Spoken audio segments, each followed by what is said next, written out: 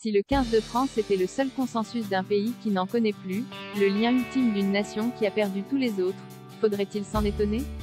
Je me souviens, et je fais contrition, d'une période où je me désolais que la Marseillaise ne fût chantée que dans les stades et que les grands matchs de football et de rugby apparaissent comme les seules opportunités d'une communion nationale, d'une adhésion entière. J'avais tort puisque, sans paradoxe, aujourd'hui je ne vois pas d'autre occasion d'enthousiasme absolu, d'unité sans aigreur que l'extraordinaire emballement suscité par le 15 de France qui a remporté sa 11e victoire d'affilée.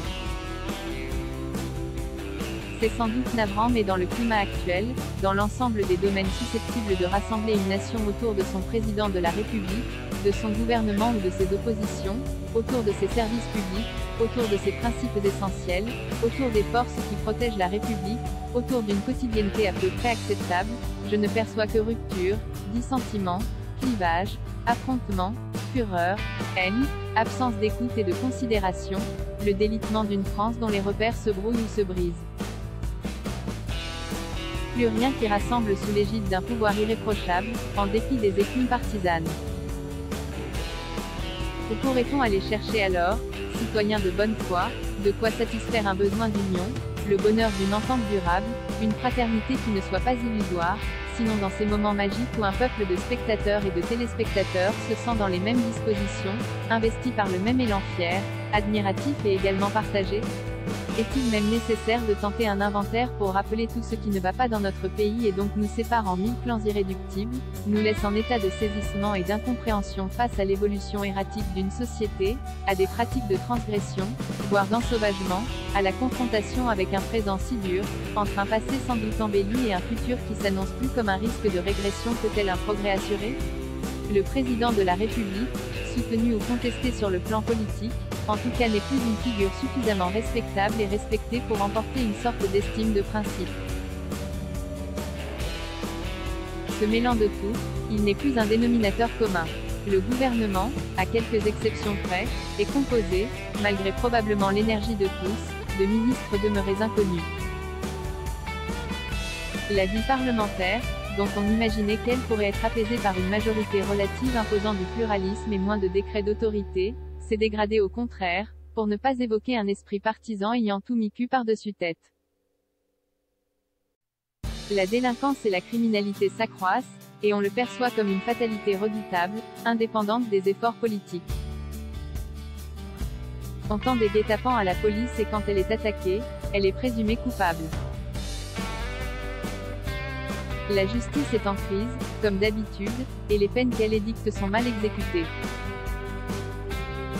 De plus en plus, elle est concurrencée, voire niée par des citoyens qui, la jugeant inefficace, ou trop lente, ou trop indulgente, prennent leur destin de victime ou de justiciable en main et privatisent ce qui devrait relever de la seule mission de l'État.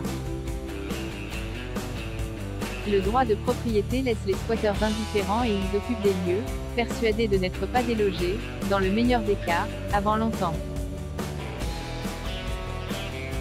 Les déboutés du droit d'asile restent sur le territoire, et les étrangers faisant l'objet d'une obligation de le quitter ne sont pas vraiment pressés d'obtempérer, c'est un euphémisme. Les mineurs isolés, sans doute des majeurs mais ayant le droit de refuser qu'on le démontre, perpètrent ici ou là des infractions, préservées par une miséricorde de principe. Une fonction publique désertée par les vocations. Les services publics, justice encore, santé, éducation principalement, défaillants, pour 6 Français sur 10. Face à ces dysfonctionnements répétés, à cet appauvrissement de ce qui doit structurer le plus efficacement possible un pays pour servir les citoyens, le pouvoir use d'une méthode surprenante. Il met en œuvre des plans d'urgence pour répondre à des constats et à des mots connus de longue date. JDD.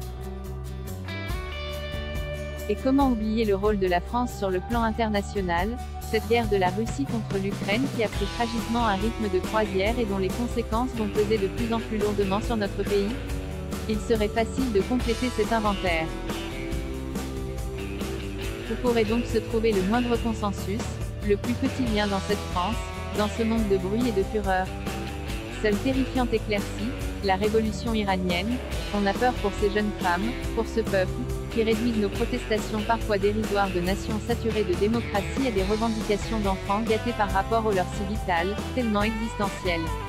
Cette victoire du 15 de France, dans la soirée du 5 novembre, durant 2 heures, a mis un peu de baume sur un pays à vif, du lien dans une nation déchirée.